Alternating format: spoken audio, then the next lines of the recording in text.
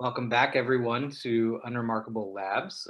We're excited to have another rendition of the WashU collab. So today we have one of our excellent house staff, Ali Kodadati, who's actually a UAB alum, discussing a case with myself, Dr. Centaur, and then one of our Pulm Crit faculty members at WashU, Pat Lyons, who's with us today as well. I'm glad we have somebody smart to help us out. Pat's shaking his head as if that's not a true statement, but having worked with him, I know it's going to be a great discussion. My guess is COVID. Is it COVID? Oh, darn. Okay. Well, we're done now. If it's COVID, I know nothing. Okay. Why don't we start with the chief complaint? What do we got going on, Ali? All right, so we have a 62-year-old female coming in with 2 days of shortness of breath. So 2 days ago, the patient reports feeling suddenly short of breath at home, also feeling fatigued. At baseline, is able to do ADLs without any difficulty, however, has been trying to walk around the house and is feeling progressively more short of breath. On day of presentation, the patient was unable to get up from the bed to the bathroom without feeling very short of breath and dizzy. She felt like she was going to pass out, but did not have any syncope, denies any fevers, any chills, any sick contacts, any nausea, vomiting, diarrhea.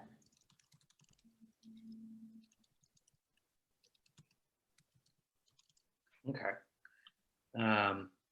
Did she have any chest pain with any of this? No chest pain. Okay. And she had only felt this fatigue during this 2-day stretch, or was that fatigue even predating her shortness of breath? Just over this 2-day stretch. Okay. And how was she coming into the hospital? Was she coming in by family or by ambulance? Do you know? By family. Okay. Well, I think this is a good place to stop and pause and reflect. You know, shortness of breath, as you know, Ali and everyone on the chat, is a huge, huge differential diagnosis. But one thing that often helps us is the time course of the shortness of breath and any associated symptoms. I don't know, Pat, you being a pulmonary critical care doctor, you're dealing with shortness of breath all the time, sometimes to the extremes. Yep. But when someone's coming into clinic with a complaint of 2 days of shortness of breath versus a week versus a month, how does that really change your thought process? Yeah, I mean, obviously it makes you think a lot more about the sort of acute events or the kind of, acute on chronic, like worsening of something that's been smoldering in the background. And, when you have a subjective complaint, so dyspnea versus something that's objectively measured, like hypoxemia, hypercapnia, something like that, I think you can still chunk it into those big categories, right? So is it a heart problem? Is it a lung problem? Is it a blood problem?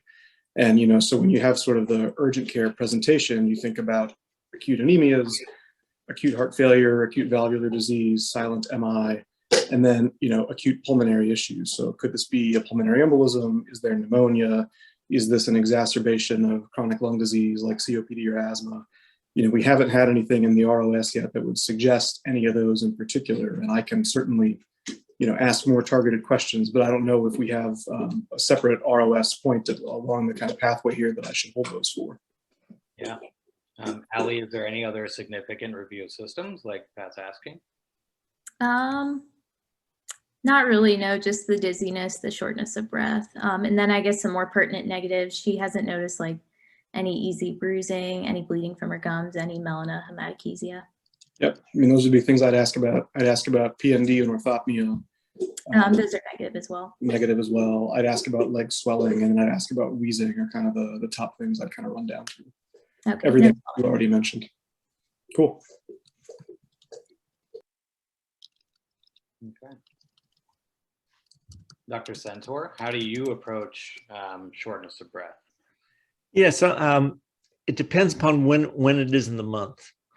But if if we're starting out from scratch, and especially if we have a bunch of rookies around, I do an exercise, and I first did this my very first month of attending, which I think was January 1980. And I say, okay, let's think of all the subspecialty consults that we might end up having to call because of shortness of breath. And obviously pulmonary is a possibility. Obviously cardiology is a possibility. Hematology is a possibility. Renal is a possibility. You can get short of breath for renal reasons. Occasionally it could be rheumatology. It certainly could be GI if they had bleeding. But as I'm listening to this story, and I think I'm going to just reemphasize, so what causes acute shortness of breath? So 3 days ago, she was fine. Is that's correct, right? And then she woke up and she was short of breath. Mm-hmm. Did she sleep all night and then she woke up and realized she was short of breath? Is that the story I'm getting? Correct. Okay, so why would that happen? Well, I would think that if she had a pulmonary embolus, she would have been more acutely short of breath, although pulmonary embolus has to be somewhere in that differential. It's unlikely she has a spontaneous pneumothorax, and that probably would also cause something.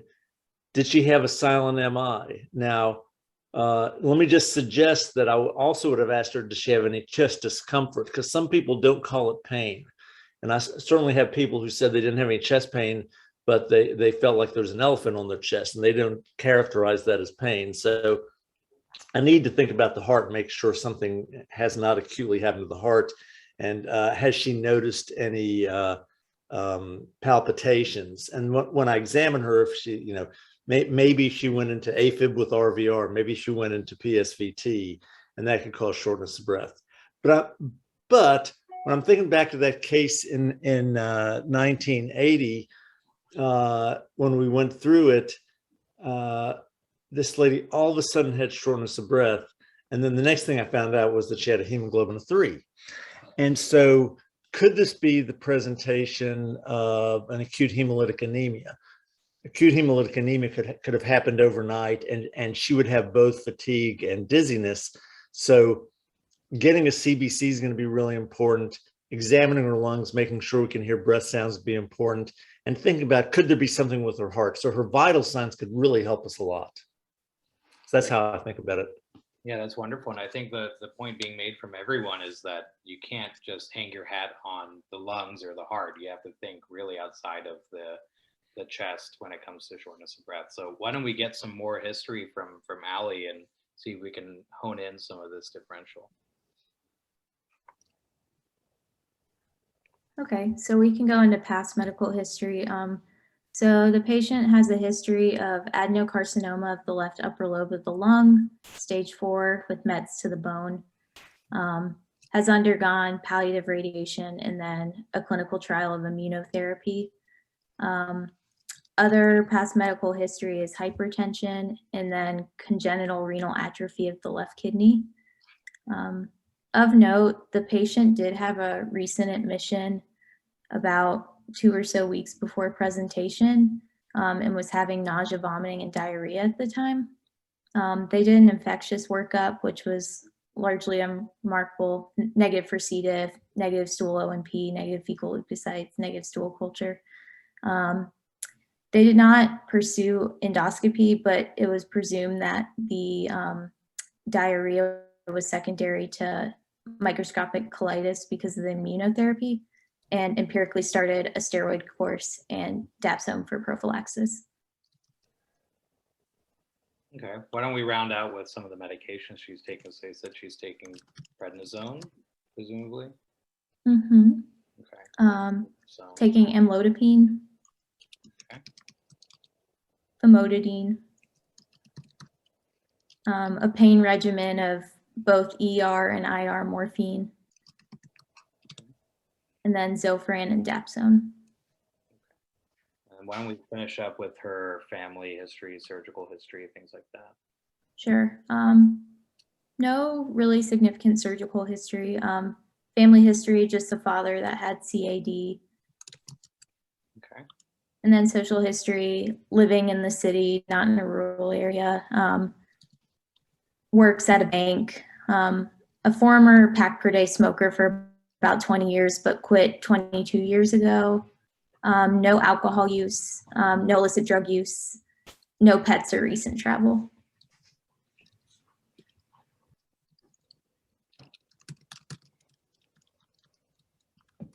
Okay. Well, that kind of sets the stage, right? Because we're having this huge conversation on what can be causing shortness of breath, and now you're telling us that she actually has some type of lung pathology with some interesting, maybe adverse events from her actual therapy for the cancer. So this makes it even trickier to really narrow it down.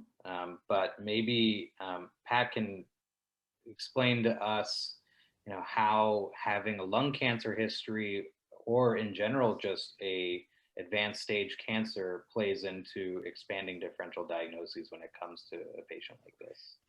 Sure, yeah. It's funny. It's like as soon as you said that, Allie, I thought like, this is like a gravity well, right? Like it sort of pulls the attention towards all of the, cancer-related complications.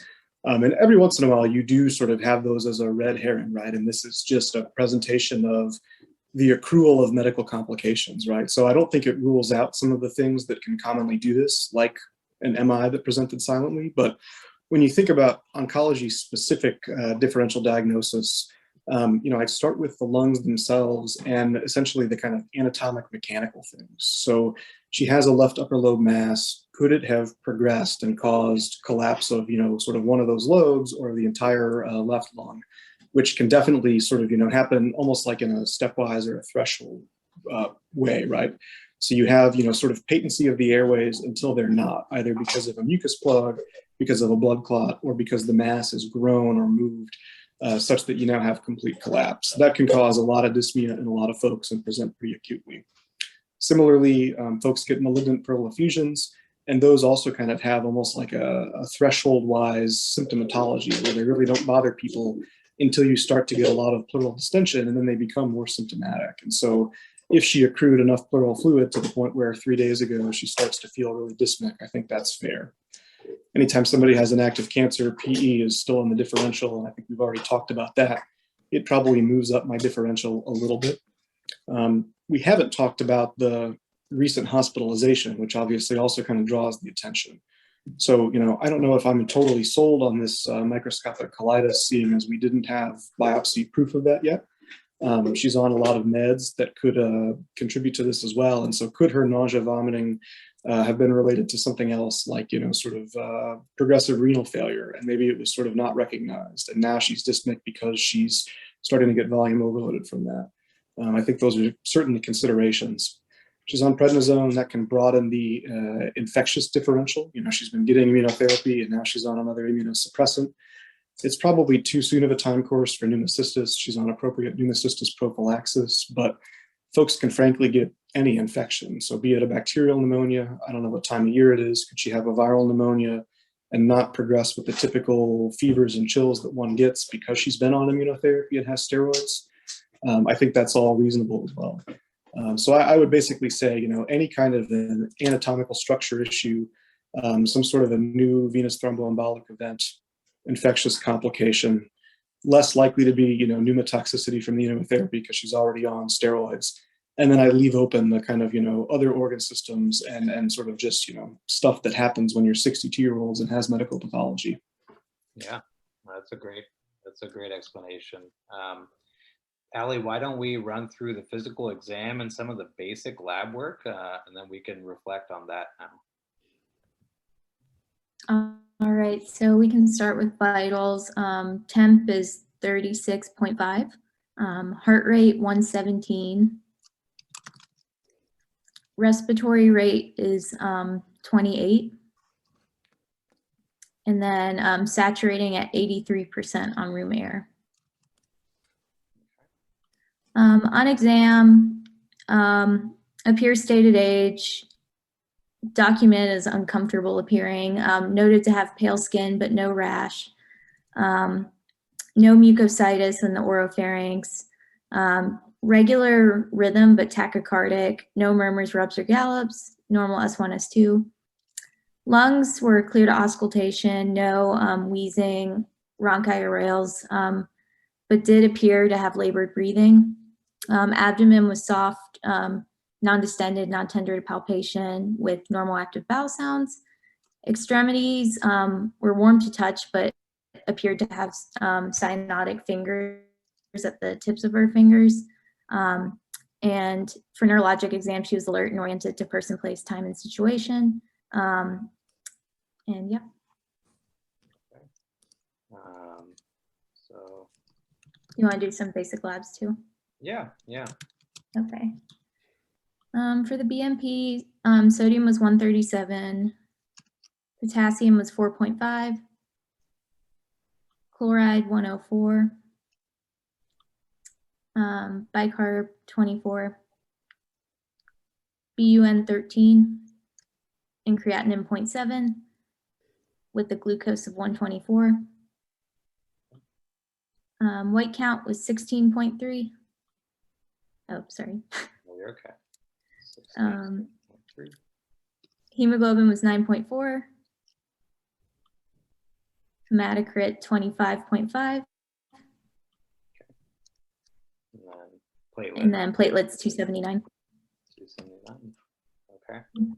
I'm sure she comes into the emergency room and gets at least a chest X-ray, and in someone like this, maybe an ABG. Do you have those? I do. It's Actually, but before you show them, Allie, can I make a couple of comments about this? Sure. So these are, I think, really striking presenting findings, really from the exam and the vital signs. And there's some really useful things in what you showed us already. The two things that really stand out to me are her respiratory rate, which is obviously elevated, and then her pretty profound hypoxemia on room air.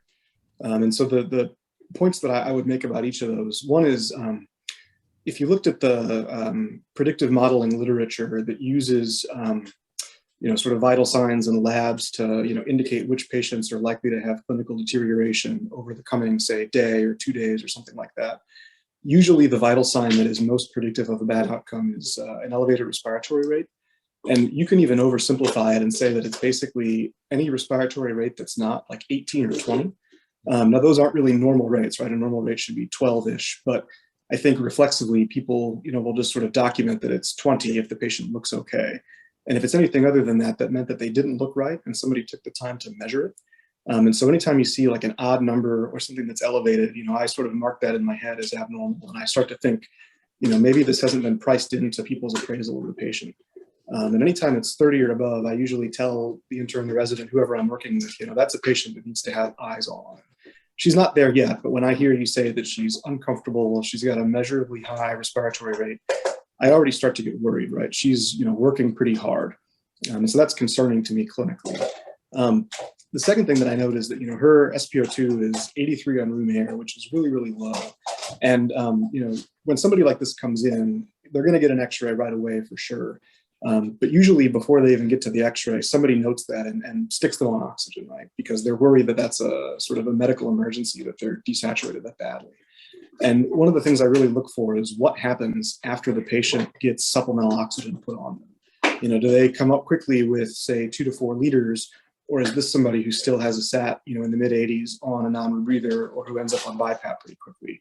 And we can wait for the X-ray, but there's sort of a physiological, meaningful difference between those two presentations that can be really helpful in sorting out what's going on. Yeah, that's actually a great thing to bring up. And I think I love that point that we often just document XYZ respiratory rate, and the fact that someone documented something rather than 12 or 20 means that they were concerned enough to sit there and actually measure. One of my favorite papers is it's probably 10 years old now, in the BMJ Quality Safety, and the title of it is everybody actually breathing 20 times a minute? And that's actually where they sort of showed all these findings. It's a really great paper. Oh, that's awesome. I have a couple of comments. Yeah. So just to remind everybody that we know that she's tachypnic, but we don't know that she's hyperventilating. Because tachypnea and hyperventilation are two different concepts. So we don't know how deep she's breathing. If she is hyperventilating, it's fairly acute because she doesn't have a metabolic compensation. So you'd expect if she was hyperventilating for the full 2 days that her bicarb would have already dropped some. And so that's confusing to me and makes me wonder whether she either has a pleural effusion or from the radiation and the cancer, does she really have a pneumothorax? Or is this if this was an acute pulmonary embolism, I would think that it would have been more than that. She would have come in sooner than 2 days, I think, although this could certainly still be that. I'd be interested to know how much anemia she normally has. Is this an acute drop in her anemia? Just for, I'm sure it has nothing to do with it, but dapsone, I assume they checked her for G6PD before they put her on dapsone, because that could cause a hemolytic anemia. In case they forgot to do it, it would just be nice to know what her hemoglobin had been at the last hemonc visit. And the white count doesn't help me at all because of the prednisone. Yeah. Just for some more information, the hemoglobin was between 8s and 9s at previous visits. So it's around her baseline. Yeah. Why don't we get that infamous chest x-ray that everyone gets? So I don't have a chest x-ray, but I have a CTPE. They went, of course. Yeah. Yeah. So no pulmonary embolism on the CTPE. Her mass, which was a left hilar mass, was slight interval increase, which was narrowing the left upper lobe pulmonary arteries and bronchi with associated left upper lobe atelectasis.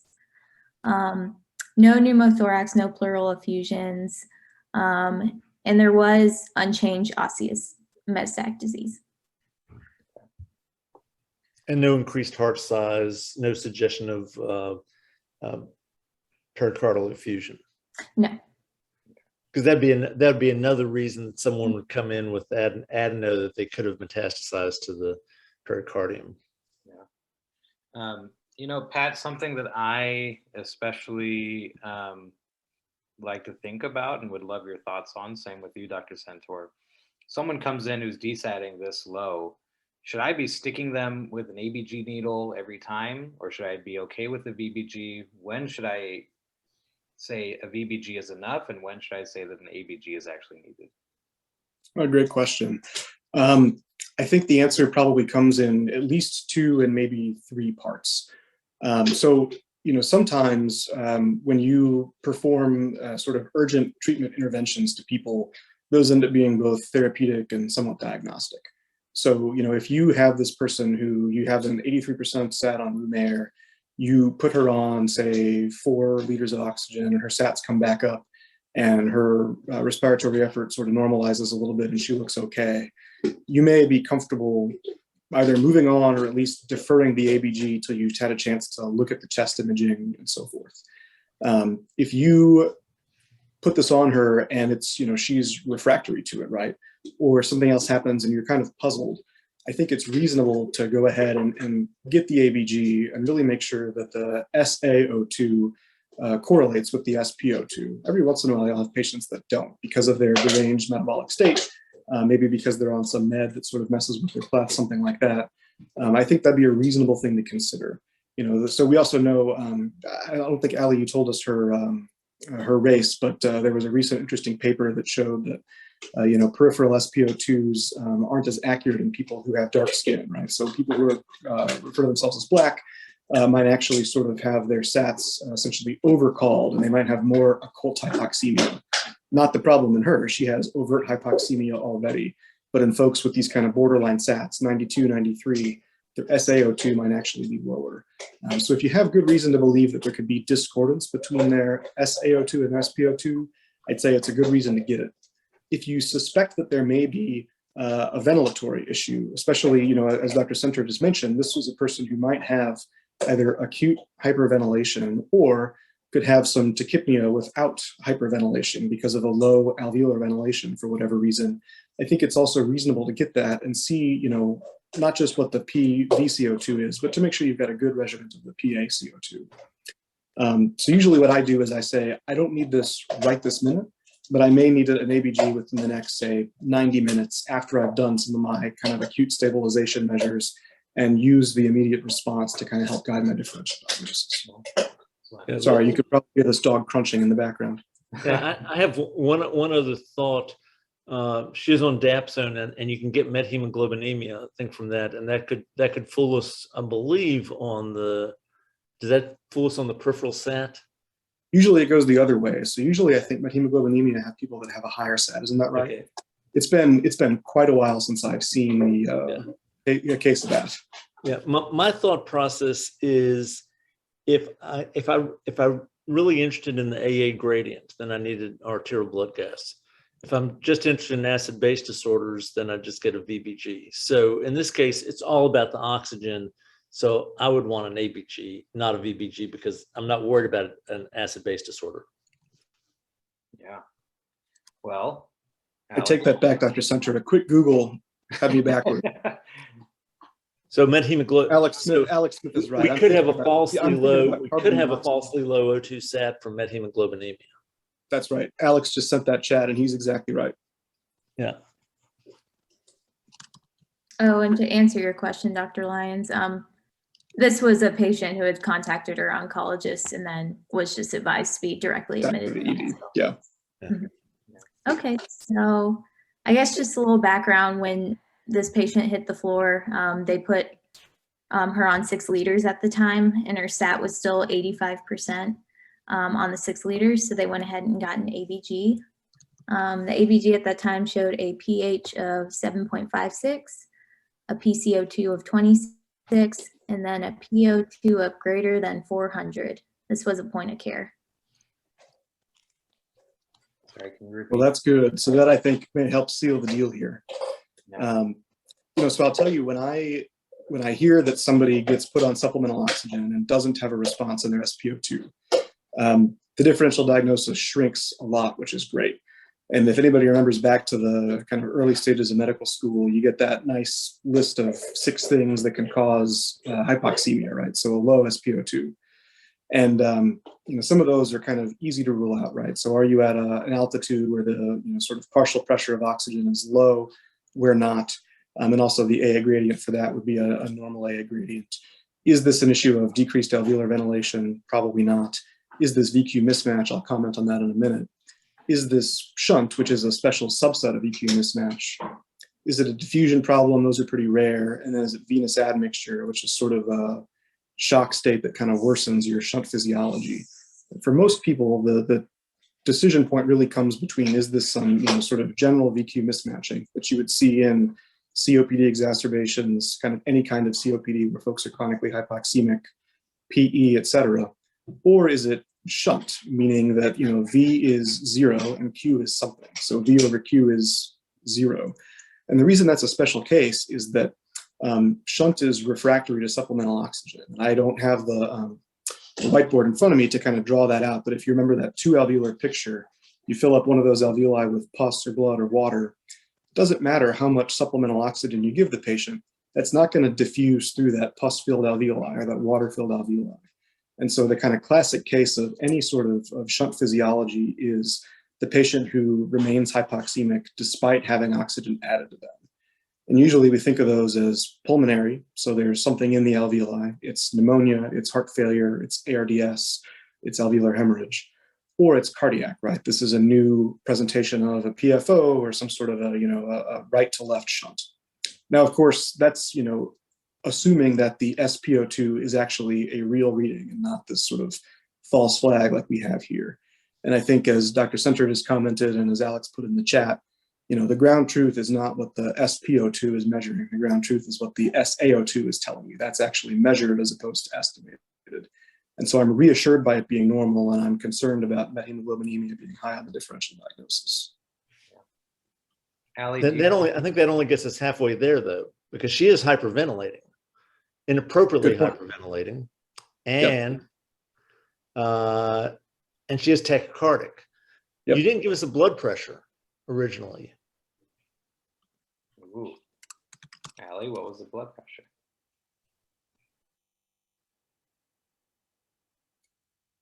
You're muted, Allie. You're muted, Ellie. Sorry about that. It was 126/72. So, going back to her quote pre-syncope, whatever pre-syncope is, I'm trying to come up with why she's going to be hyperventilating and why she's tachycardic, because we don't think it's from hypoxemia. So now we have to think of other things. So could this be a brain met that's doing it? I think about something central rather than something peripheral in the lungs, because it doesn't make sense. I don't know. How do you think about hyperventilation in someone like this? Yeah, that's right. I mean, the things that I've always seen learners want to chalk this up to is, oh, they're in pain, or oh, they're anxious. And I think it's important to keep in mind that those are really diagnoses of exclusion. This is somebody with a really high probability of having, I'd say, physical observable pathology. And so I think it's worth considering acute central processes, as you said. If we didn't already have, something like the PE study to look at that, I'd consider it. I think I want to make a good look. You said the PaO2 is in the 400s, right? So the AA gradient is likely to be on the normal side as opposed to elevated. Just sometimes even just a, sort of a high tension AA gradient, even if the PaO2 ends up being adequate, those things can all drive hyperventilatory states. Allie, do you mind walking through that ABG again, just so I can have it on the board so everyone can see?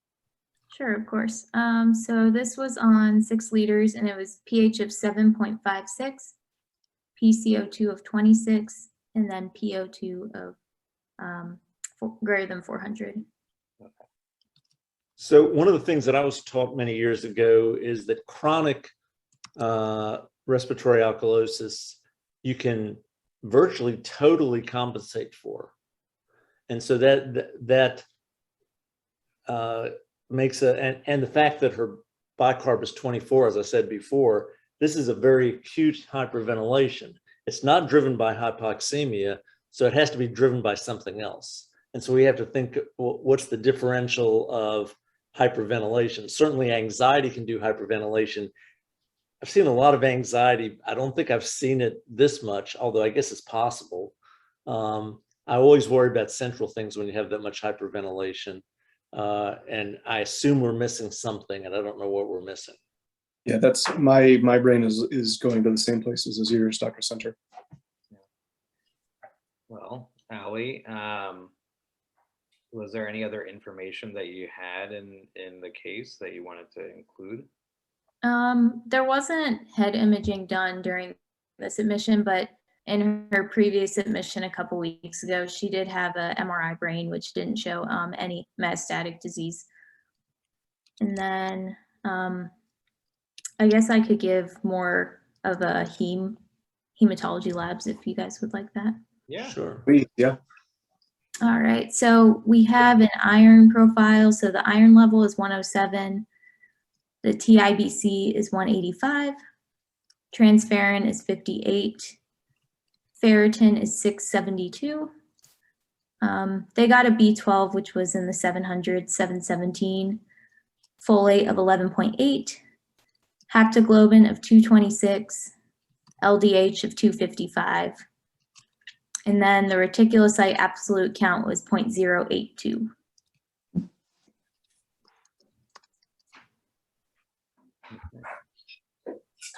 So, hemoglobinemia, I know Pat was saying hasn't really seen it in a long time. I can't say I've ever seen it. I'm sure Dr. Centaur has come across it in his years of practice, but I don't think so, because I don't do ICU medicine anymore. it's fair. It's been a long time since I even stepped. No, I stepped into an ICU to see a patient recently. But outside of getting that blood work and getting the gas and seeing that discordance, was there anything in the history or exam that should have made us think about that outside of the fact that she was on dapsone? The cyanosis might sort of pique your eyes a little bit. I mean, we see a lot of folks with SATs that are 83%, and a few of them are cyanotic, but often they're not. Mhm. So that sort of did raise a little bit of an eyebrow. I didn't notice anything else though. Anybody who follows me on Twitter knows I've been obsessed this week with hepcidin. It was a good tutorial. Yeah, so I think you can explain her anemia just from a chronic inflammatory state, and so I don't see anything here that gets me excited.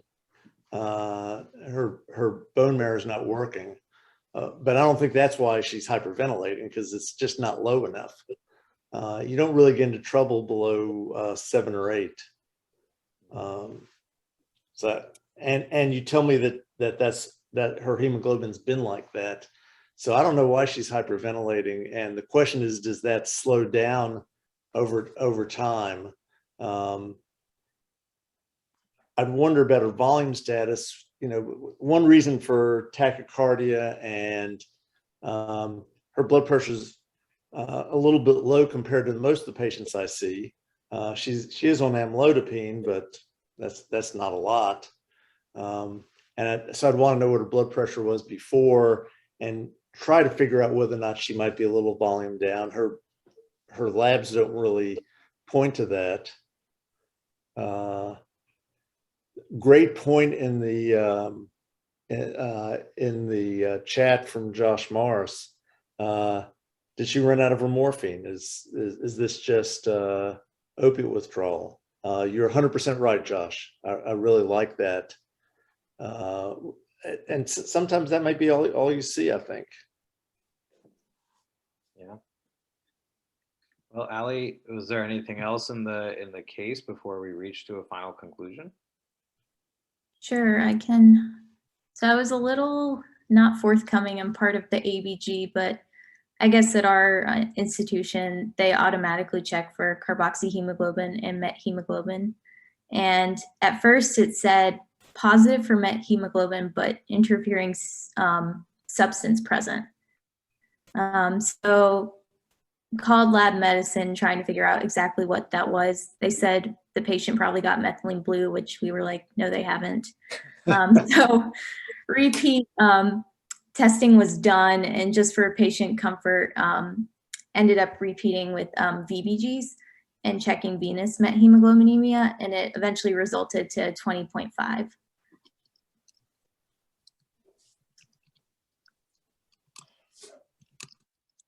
Okay, so it looks like that nails the diagnosis, huh?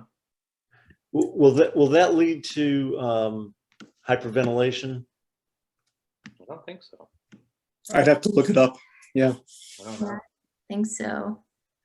And then Dr. Centaur, they did not check a G6PD before starting the dapsone, but it was checked during the submission and it was normal.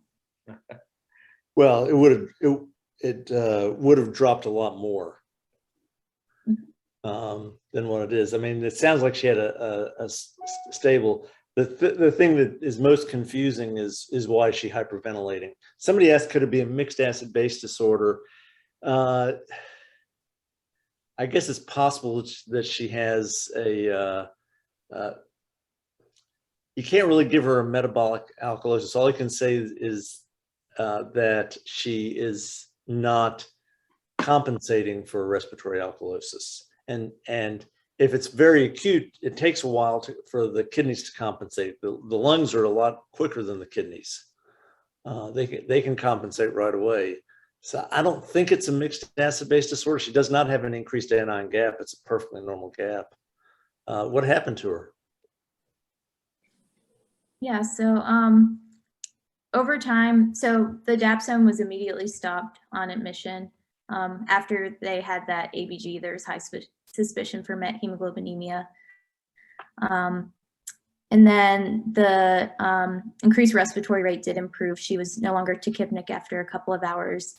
She was placed on oxygen for comfort. However, it was hard to track. Her SpO2s were largely between like 85 and 88% on 3 liters. The patient was seen by the hematology consult team. That's where I was involved in this. The patient was offered methylene blue, but she preferred watchful waiting. So just did daily venous met hemoglobinemias. It went from being in the 20s to the 13s the next day to 7. She began to feel better, was weaned down to room air, did a HOMO2 evaluation and didn't require any oxygen, and was able to be discharged. Discussing the risks and benefits, they decided not to continue PJP prophylaxis with the steroid course. So I'm using Dr. Google here to remind me of what methemoglobinemia is. And when you have methemoglobinemia, you can't release oxygen to the tissues. So even though her arterial oxygen is okay, it's not getting to the tissues, and that's probably the reason for the hyperventilation. So the fact that it got better when you stopped the dapsone, is there anybody on chat who knows this better than me? But I bet that this is an effect of the methemoglobinemia, that she hyperventilates because her body thinks she's hypoxemic, even though her blood shows a lack of hypoxemia, because you can't release methemoglobin. It interferes with releasing the oxygen to the tissues.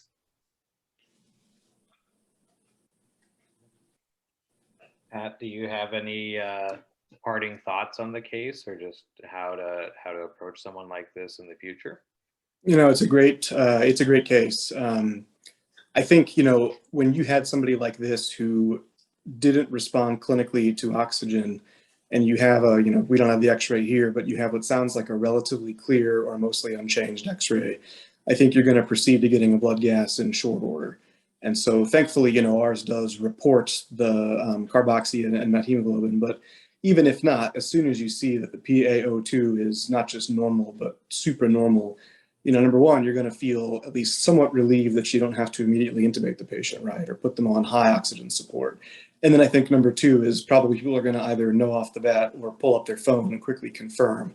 This is something where I need to call down to the lab and ask them, can you, make sure you report out, because the machines that run ABGs can report all those numbers. It's just a matter of, does the lab transfer them all over for reporting or not? And that's a hospital-specific issue, I think. So they ought to be able to actually give it to you regardless of whether it's showing up in the EHR, which is nice. Yeah. Okay, we got a nice note in the chat. The chat is the most valuable thing in all of these conferences. So, Amelia, could you tell us what you learned by looking at that? The link? Oh, no, you showed me the link. Did you read it? Yes. So what did you learn when you read that?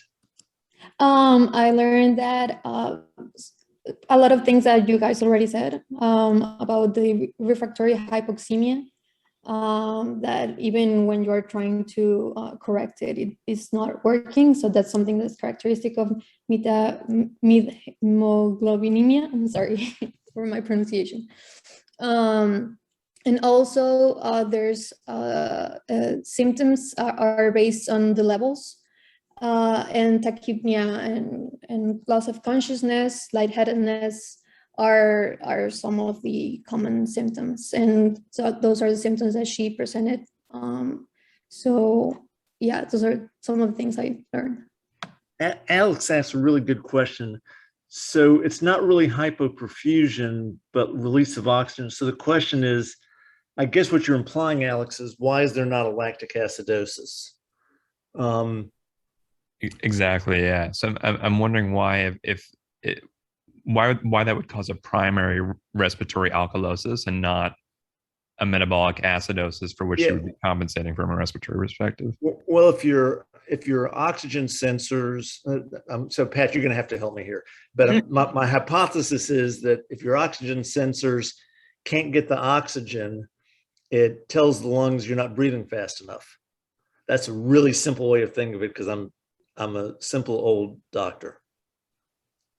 Yeah, I think that's a fair hypothesis. I'll tell you, I'm a critical care doc and a lumper more than I am a splitter and pulmonologist here. But when I'm thinking about, sort of tissue hypoxia, right, regardless of the organ bed, eventually that's going to cause a lactic acidosis. But it may be that she is still too much in the acute stage to have developed any of that. And thankfully she came in early enough to have those things hit. And you're right, the folks' J receptors and their oxygen receptors, it doesn't take much to start to trigger that level of dyspnea.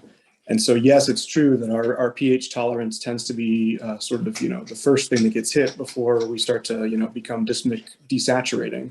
So for most folks, when you hold your breath, you're short of breath because you've had subtle changes in your PCO2, not because you've desaturated. But for her, she never had any change in her pH. This is all because her oxygen sensors already started to be affected by the hypoxia rather than hypoxemia, if you will. Yeah. Well, it's possible that she had lactic acid. So I say this over and over again, but I think it's really important. You can get an increased lactic acid without an increased anion gap, especially early on. There's a lot of really good emergency department studies showing that the lactic acidosis precedes the increase in anion gap. I cannot explain that, but it is a real phenomenon. So perhaps, Alex, there may have been a mild lactic acidosis, but we wouldn't find it until later on, unless we'd actually measured lactic acid. So, but that's just a guess. Allie, what did you learn from this case, and what did we leave out? I think you guys brought up a lot of great points. I think a good take-home point was the discrepancy between the SpO2 and then the ABG, and that was kind of something that clued us into the diagnosis. I guess reading up about it on my own, dapsone being one of the agents that can cause methemoglobinemia, but others include benzocaine, lidocaine, and then nitrates. I guess something I learned was for methylene blue as a treatment option, you do want to check for G6PD before initiating it, because if someone's deficient, in theory, it could subsequently cause hemolysis when you start it. And then I guess something I was just curious about was I kind of was trying to deep dive into why our saturations don't accurately depict the SpO2. And I guess it's because the wavelengths detect oxyhemoglobin and deoxyhemoglobin. But apparently they're developing new pulse ox that are able to detect methemoglobin. But they cost like thousands of dollars. So probably not something we'll see for at least a decade or so, but I thought that was interesting. So Pat, I think it'd be useful for everybody to finish up on when the pulse ox is inaccurate. And is there a difference between finger pulse ox and earlobe pulse ox? Oh gosh. There certainly can be differences. And the times that I think about pulse ox as being inaccurate, we talked already about skin color. And so I think I'm much more concerned about people who have kind of middling sats if they're not white. The other times that the pulse oximetry can be off, so we've got one that we have in this case here, body temperature. So particularly if your capillaries are not going to be filling well, your oh gosh, what's the word? Acrocyanosis, right? Those are kind of the things that I start to get really worried about. And, frankly, we see a lot of folks in the ICU who have that sort of, general global hypoperfusion. And so getting finger sats on most of my critically ill folks is either a non-starter or a sort of mid-starter. So we do a lot of the alar probes and a lot of the earlobe probes, and they tend to be much more accurate and much better at picking up pleth. Oh, what about fingernail polish? Oh, fingernail polish, yeah. Particularly if it's dense, right? Yeah. Yeah. We actually have a patient in our service right now who has some clubbing, and it's hard to get the pulse ox on her finger, and we've actually switched to earlobe. And you say the earlobe tends to be more accurate. I found that, and the one that I think seems to do the best actually is the little horseshoe alar one that goes just right inside the nair. At least anecdotally, it stays in place really nicely. It tends to be less positional. That's kind of our go-to and our nurses' go-to whenever we struggle with fingertips and earlobes. Yeah. Great stuff. Yeah. Well, Ali, thank you so much for bringing this case to everyone to discuss. I think it was an excellent teaching case. Pat, thank you again for all of your expertise and perspective on this, and Dr. Centaur, as usual, for guiding us through the conversation as well. I don't know if there's anything lingering in the chat that we want to bring up before we close out for the evening. But the chat was great. Always. Really appreciate the chat. Yeah, this was fun. I learned a lot. Great case. Thanks, Mohit. Thanks, Ali. Thanks, Dr. Center. Well, have a good night. Bye now. Thanks, Bill.